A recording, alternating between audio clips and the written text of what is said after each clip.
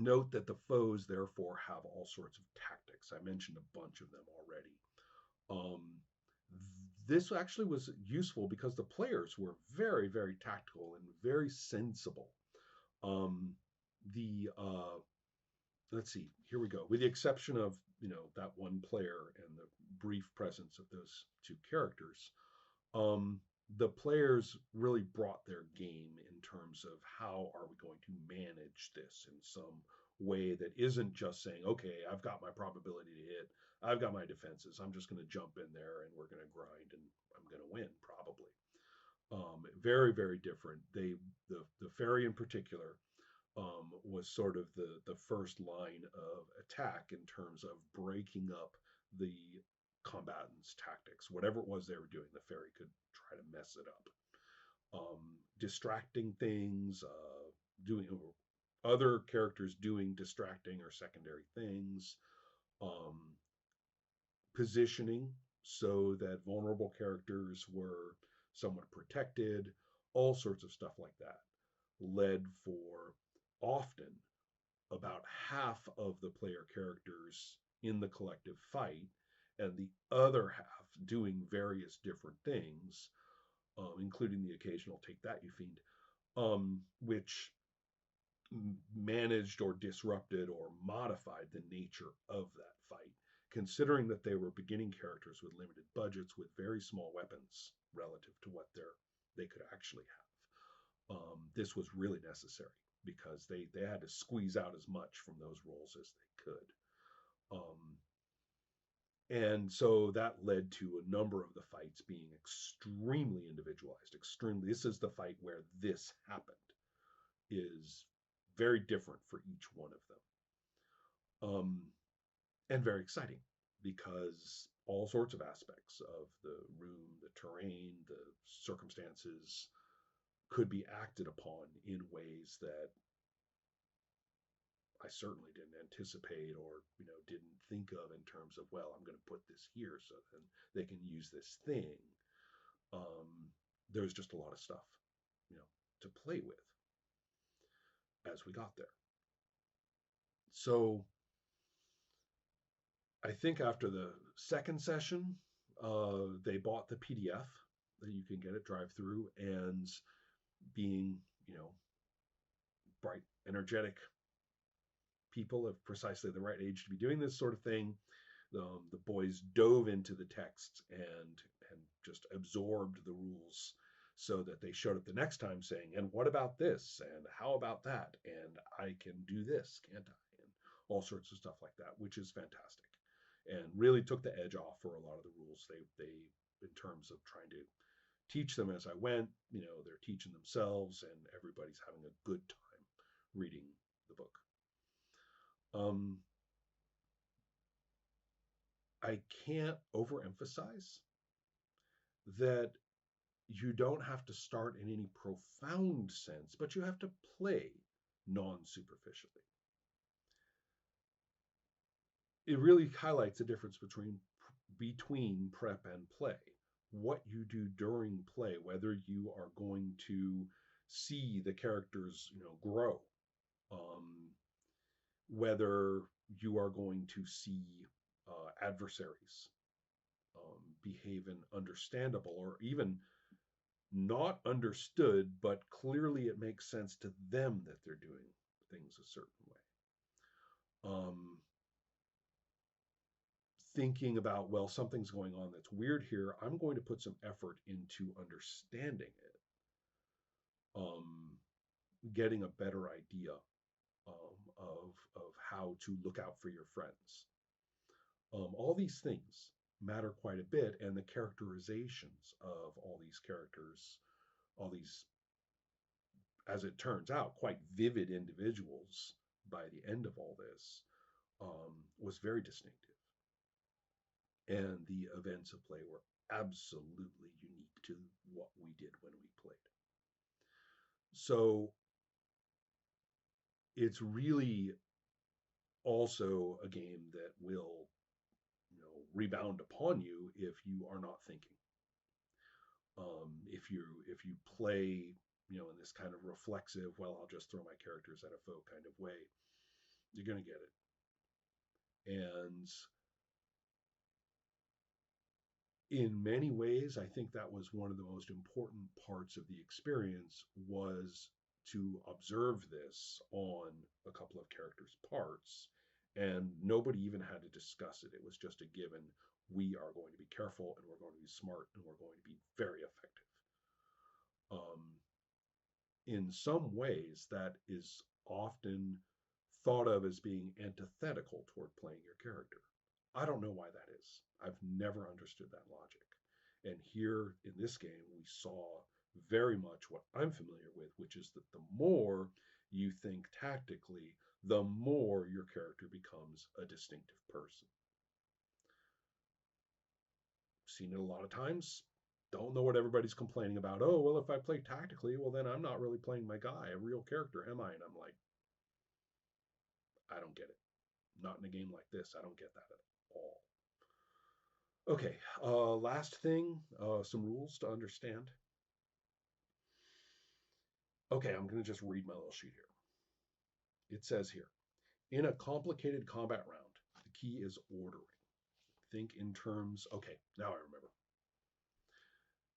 In a combat round, we know that there is probably going to be some of the player characters are going to be rolling their weapons dice and they're adding their adds and stuff like that for a collective total.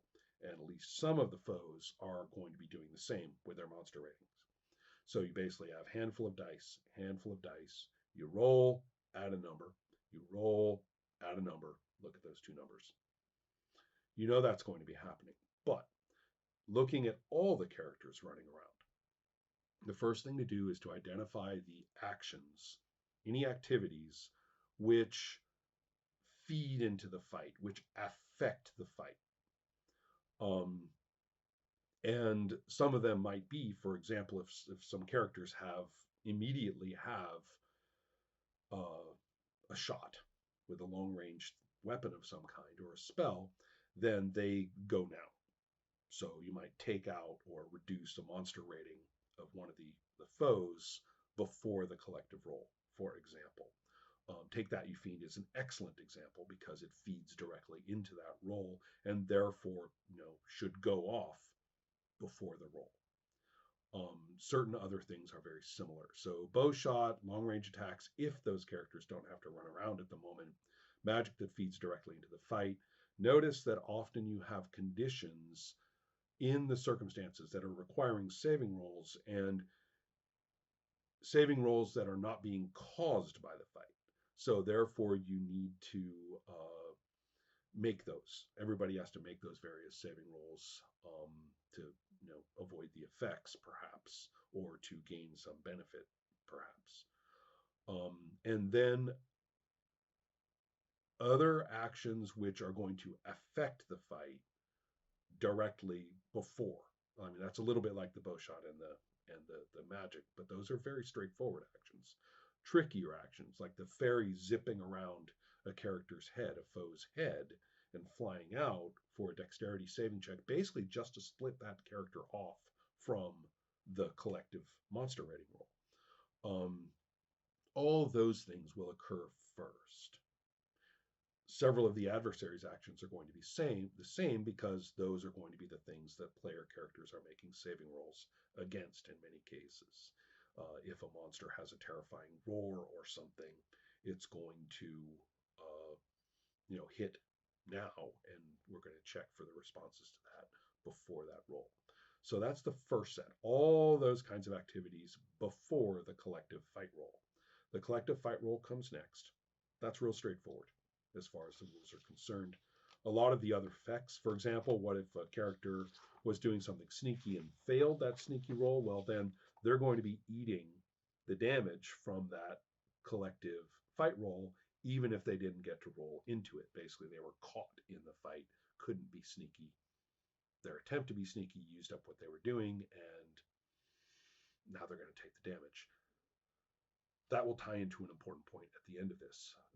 So then finally follow up which actions which either took a lot of time, and if you're going to be busy trying to unlock that door over there, then You're going to be busy doing that through this whole thing, and we'll check at the end of the round to see how well you did.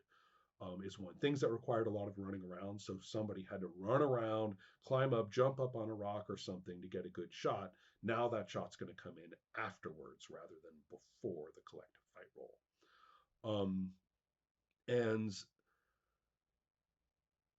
a couple of other things come to mind. Oh, yeah. For example, the idea that the wing beats would be knocking people off their feet, that occurs at the end of the round of fighting with the cat thing, not at the before, because basically it's fighting them and beating its wings, and that's when people will be knocked around.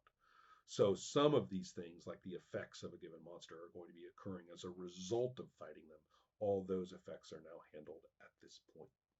So basically, those three phases: before the collective roll, after the collective roll. Super easy to figure out what goes where. I mean, so easy that, and what's nice is that the effects of all these things position characters very easily to say, okay, at the beginning of the next round, where is everybody? Super easy. I mean, even easier than with a hex map and moving this many hexes per turn. Then I should make a couple of points about this. First of all, of those three things, those three phases, those are not like phases of a round and everybody gets their go in each of the phases. No, every given character is doing one of those things, something that's resolved before the fight, the collective roll, inside the collective roll, and afterward. One thing. You pick one of those things to do as a player for that character. So don't think that we play that phase and everybody does their thing in that phase, and then we play this phase and everybody does their thing in this phase. No, you got to trade off. If you are doing, if you're casting Take That, You Fiend, your weapon fighting is not in the collective roll, as just one example. Same thing as I was saying, you're doing something sneaky or something tricky or helpful, your weapon is not going to be in that collective roll. If your weapon's in that collective roll, you are not going to be doing those things on either end of it. So, critical point about this game.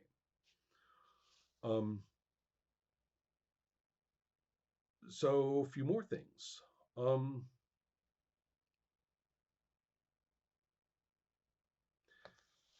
Yes, here's something else. That at any point, other saving rolls are imposed, and those are the saving rolls of the moment. That's, for example, if somebody hits you with that poison, and so you take the damage, and now everybody who got hit for actual damage ends up having to save to see if the terror attack hits. These saving rolls of the moment, which are very much the traditional saving roll, as construed in other games, those are not timed. They're all basically zero time. They happen in that microsecond, of the effect. Whether it's something proactive or whether it's something reactive, doesn't matter. But those things, basically just hit like tiny little pinpricks of time. So those occur as well. And I think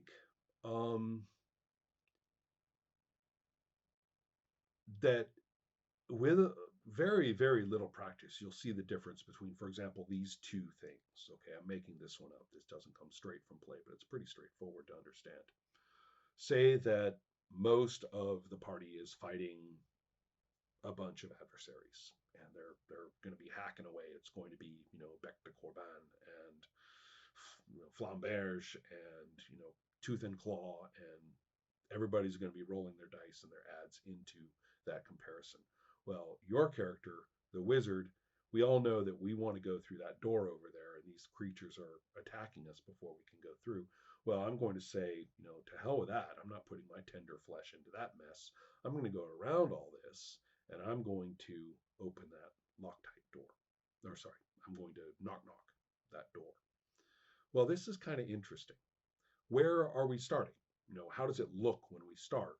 If I'm right there next to the door, then hitting that knock can actually be handled, or within range, I should say. It can be handled immediately, so that now all the other player characters can decide whether they're going to fight here with these dudes or whether they're going to try to break off from the fight and get through the door. Or whether they're going to be kind of tactical and have kind of a rear guard, try to keep the monsters off while the others get through the door and, work their way backwards, maybe with bow shots supporting them on their way back. There's lots of ways to do it tactically, but the point is that the door opens first and everybody knows it. Or are we in such a circumstance where I do have to do a little hiking or maybe even dodging around the fight, maybe with a saving roll, who knows, depends. The point being that I'm not going to be able to hit that door with the knock knock until after the collective fight. Therefore, concerning myself with staying out of it. You see, you can easily set up this, you easily recognize the setup of the situation as to whether that knock knock is going to hit first or last. With any luck, this has been helpful and interesting.